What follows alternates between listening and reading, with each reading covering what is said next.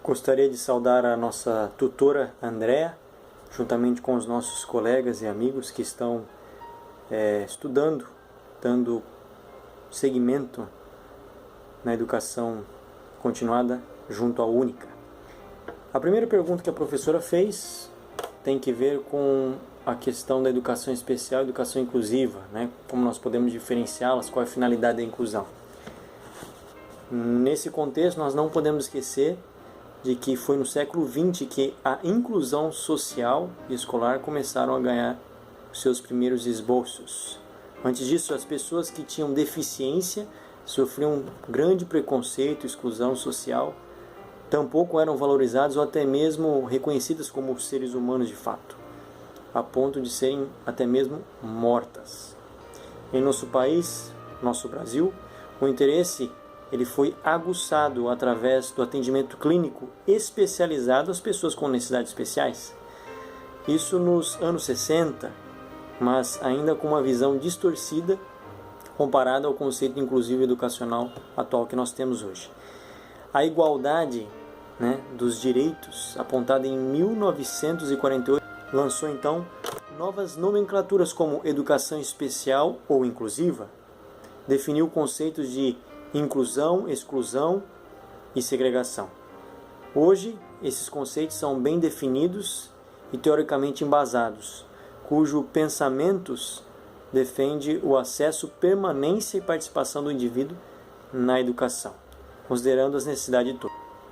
Assim como a tecnologia inovou o mundo, a educação inclusiva mudou os conceitos pedagógicos do século XXI.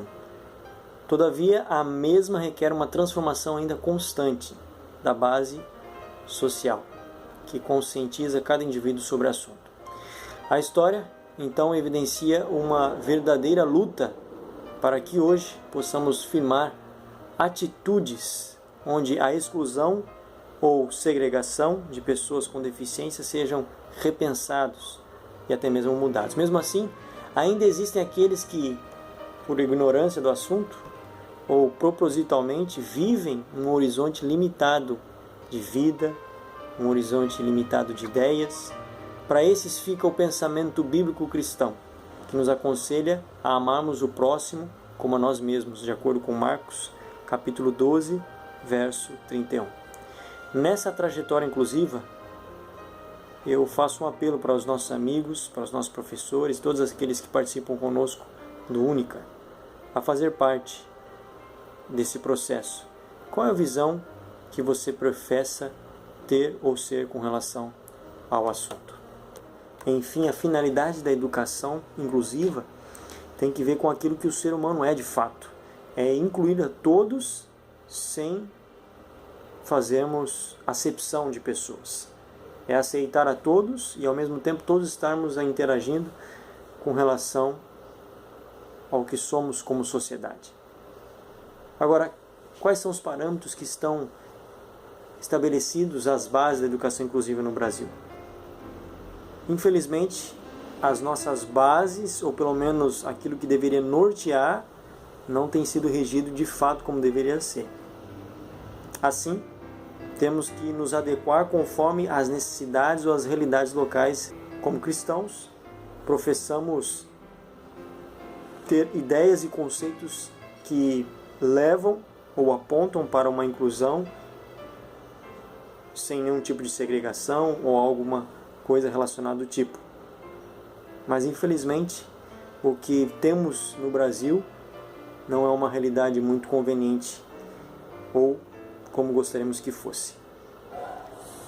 A terceira pergunta e questionamento, a professora fala aqui a respeito da questão do pensamento cristocêntrico, atrelando a aceitação da diversidade criativa de Deus, onde todos são passivos no desenvolvimento. Como atrelar, então, essa necessidade criativa de Deus?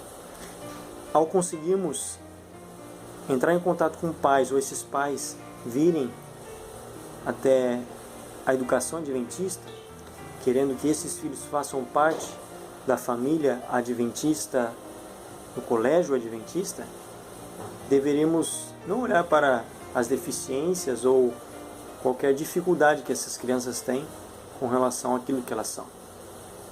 mas aceitar todos, independente das circunstâncias ou da complexidade ou grau, né, de deficiência que as mesmas possuem. Agora, como a capelania escolar promoveria ações que permeariam um trabalho de aceitação que extrapole a matrícula e atinge a formação de seres humanos que respeitam e amam os diferentes? Eu creio que a capelania sempre tem procurado fazer isso. A despeito de não ser capelão, tento trabalhar dessa maneira através das ligações que eu faço com os pais. Quando eu converso com eles e digo que eles fazem parte aqui da família KFC, eles se sentem bem, se sentem acolhidos. Da mesma maneira, a capelania pode trabalhar pontos específicos através, creio, nas capelas, o professor trabalhando muitas vezes, geralmente o professor de ensino religioso é o próprio pastor, o capelão, que está envolvido ali com os alunos. Outro ponto também pode ser, com certeza, lembrado que a visitação poderá mostrar de que realmente somos um povo, não faz acepção, muito pelo contrário, fazemos uma inclusão de todas as pessoas, todas as crianças, todos os jovens. Como a Declaração de Salamanca de 1944 promove a perspectiva inclusiva em conformidade com a educação adventista.